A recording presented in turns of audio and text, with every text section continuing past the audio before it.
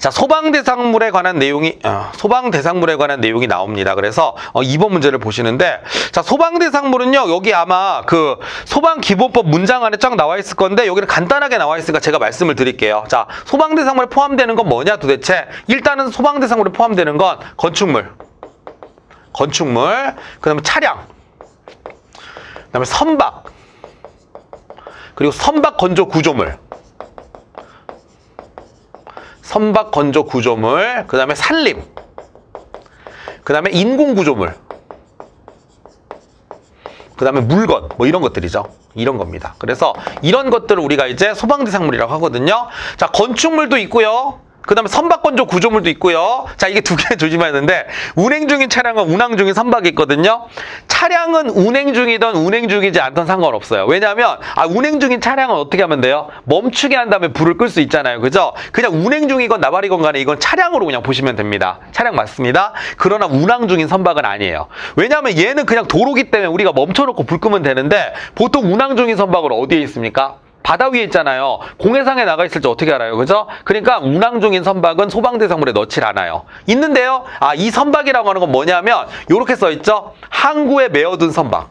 항구에 메어둔 선박에 한정하죠. 메어둔 선박에 뭐합니까? 한정을 하는구나. 이런 느낌이죠. 그래서 여기 나오네요. 항구 안에 메어둔 선박을 우리가 뭐라고 합니까? 그렇죠. 소방대상물이라고 하는 겁니다. 요 교재에 있어요, 여러분들. 그래서 한번 읽어보시면은 제일 많이 함정으로 파는 게 이거예요. 운항 중인 선박은 우리가 소방대상물로 취급을 안 한다는 거죠. 그래서 2번의 답은 4번이 되는 것입니다. 뭐 많이 여러분들이 문제에서 접하실 거예요. 꼭 머릿속에 넣어두십시오. 좋습니다.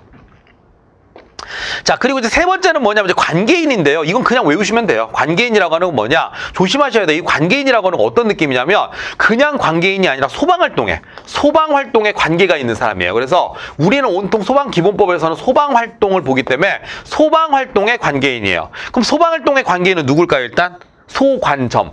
일단은 건물의 소유자라든가 관리자라든가 점유자, 여기 살고 있는 사람이거든요. 이분들은 만약에 화재가 났을 때 소방 활동을 해야 되는 의무가 있는 분들이에요. 그러니까 다른 분들은 화재가 났을 때 도망가도 상관없어요. 그런데 이 소유자나 관리자나 점유자는 이 건물의 소방활동과 관계가 있는 사람이거든요. 이분들이 조치를 취하지 않고 도망가면 이분들은 전부 다 벌금 대상이에요. 그래서 이 사람들은 소위 말하는 이 소방 대상물에 관한 소방활동을 해야 되는 의무가 있는 사람들을 관계인이라고 하는데 그 사람이 소관점이 되는 겁니다. 그럼 의미가 어떻게 되죠? 소, 관, 점이잖아요. 그럼 요거 빼면 뭐죠? 시공자는 아무 상관이 없어요. 건물 지어주기만 하는 거지 화재가 났을 때 소방활동을 해야 되는 책임이 있는 건 아니에요. 그래서 그냥 외우시면 됩니다. 소관점. 아시겠죠?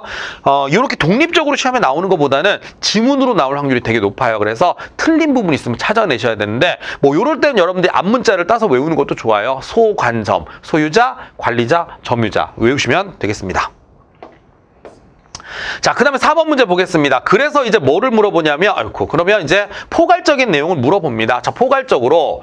자, 소방기본법에 대한 내용으로 옳은 거 골라라 그랬습니다. 옳은 거 골라라 그랬죠? 자, 소방대상물에 대한 정의는 단편 확정적이다. 이게 좋은 말은 아니에요. 그죠? 단편적이고 확정적인 게 아니라 자, 다분히 선언적이고 포괄적인 개념이다라는 말이 나오죠. 그래서 요거는 뭐 단편적이고 확정적인 게 아니라 되게 포괄적이에요. 제가 아까 말씀드린 거 있잖아요. 뭐 건축물, 차량 뭐 이런 거 안에 다 들어가 있어요. 웬만하면 다 들어가 있습니다. 그래서 그냥 이건 좀 약간 포괄적인 그런 개념이구나 이렇게 보시면 되겠습니다. 말이 좀 어렵죠?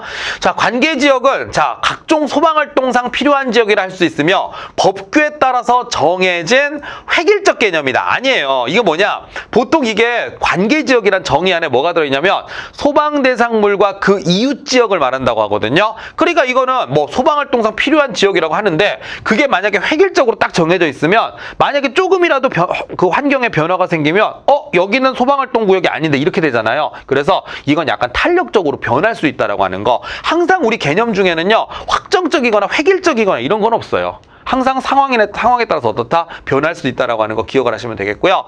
자, 상황에 따라 소, 관, 점유자, 외의 사람도 관계인. 외의 사람은 관계인이라고 하지 않습니다. 그래서 죄송하네요. 이게 그 얘기가 아니라 상황에 따라서네요. 이거 문제가 좀 약간 어렵네요. 그래서 상황에 따라죠. 상황에 따라. 그래서 외의 사람도 관계인이라고 했을 때 이 상황이 무슨 상황인지 모르겠어요. 약간 이제 문장을 가지고 좀 이렇게 만든 것 같은데 이 상황이 뭔지를 좀 제시를 해줬으면 저 파악이 좀 쉬웠을 텐데 일단 관계인이라고 한 소관점인데 전체적으로 이 문장은 그런 것 같아요. 보니까 여기 소방기본법에 나와 있는 정의라고 하는 건 원래 이게 딱 정해져 있는 정의지만 뭐 상황에 따라서 변할 수 있다. 그게 이 문제의 핵심인 것 같거든요.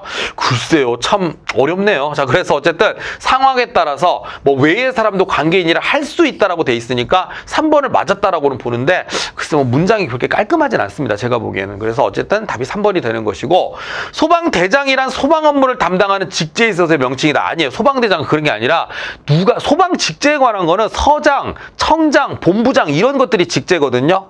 근데 소방대장은 그게 아니에요. 누구라도 상관없어요. 그냥 네가 소방본부장이든 아니면은 뭐 소방서장이든 상관없이 뭐라고 돼 있죠? 그냥 현장에서 지휘하는 현장 지휘관이란 개념이기 때문에 무슨 말입니까? 그렇죠. 이게 직제에 있어서의 명칭은 아니라는 겁니다. 그래서 왜냐하면 우리가 소방 공무원들 직제를 보면 소방대장이란 말이 없어요. 청장, 본부장, 서장 뭐 이런 말은 있어도 그 직제상에 소방대장 이런 말은 없습니다. 왜냐하면 소방대장은 그냥 현장 지휘관을 나타내는 개념이기 때문이죠. 그래서 어쨌든 옳은 거는 3번이 되는데 이 문제는 조금 그래요. 그냥 약간 문제 내시는 분의 주관적인 생각이 조금 개입된 것 같은데 결론은 뭐죠? 탄력적으로 운영할 수 있다는 게 결론인 것 같습니다. 답은 3번입니다.